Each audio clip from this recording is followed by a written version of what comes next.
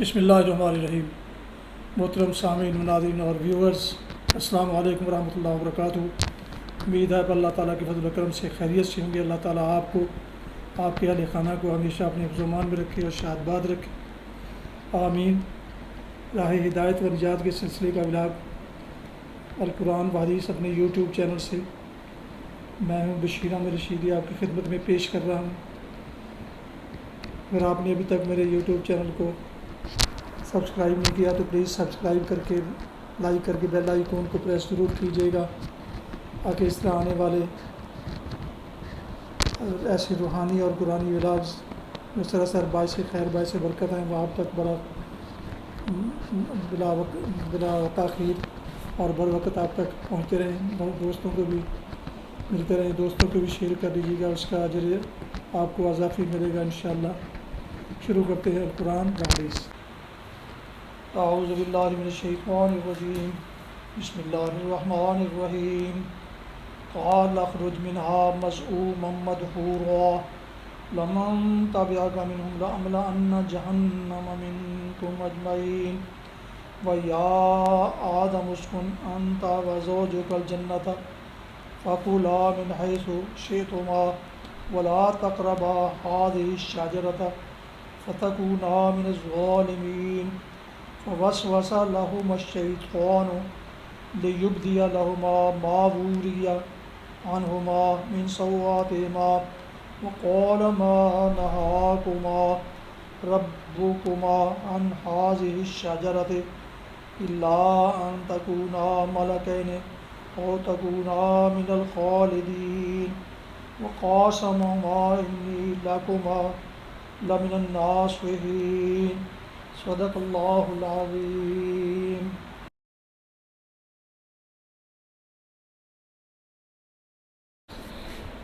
ابھی آپ سورہ الاعراف کی آیات مبارکہ 18 سے 21 کی تلاوت سماعت فرما رہے تھے۔ اب اس کا اردو ترجمہ پیش کرتا ہوں۔ قال اخرج منها مذءوما مدحورا، فرمایا نکل جا یہاں سے ذلیل اور ٹھکرایا ہوا، یقین رکھ کہ ان میں سے جو تیری پیروی کریں گے تجھ سمیت ان سب سے جہنم کو بھر دوں گا، اور اے آدم تو اور تیری بیوی دونوں اس جنت میں رہو جہاں جس چیز کو تمہارا جی چاہے کھاؤ، مگر اس درخت کے پاس نہ پٹکنا ورنہ ظالموں میں سے ہو جاؤ گے۔ پھر شیطان نے ان کو بہکایا تاکہ ان کی شرمگاہیں جو ایک دوسرے سے چھپائی گئی تھیں ان کے سامنے کھول دے۔ اس نے ان سے کہا تمہارے رب نے تمہیں جو اس درخت سے روکا ہے اس کی وجہ اس کے سوا کچھ نہیں ہے کہ کہیں تم فرشتے نہ بن جاؤ یا تمہیں ہمیشگی زندگی حاصل نہ ہو جائے۔ اور اس نے قسم کھا کر ان سے کہا کہ میں تمہارا سچا خیر خواہ ہوں۔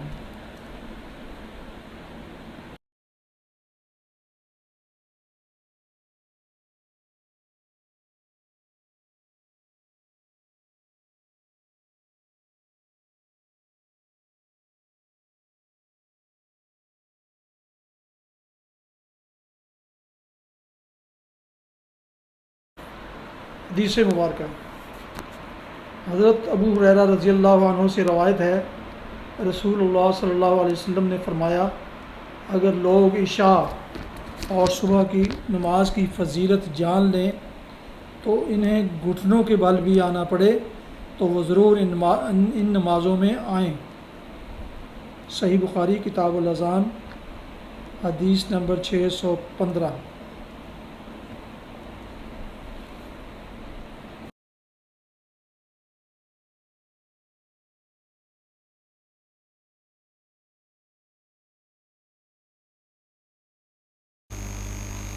یہ تھا راہ ہدایت و نجات کے سلسلے کا ولاگ القرآن و حدیث، جس میں آج آپ نے سورہ الاعراف کی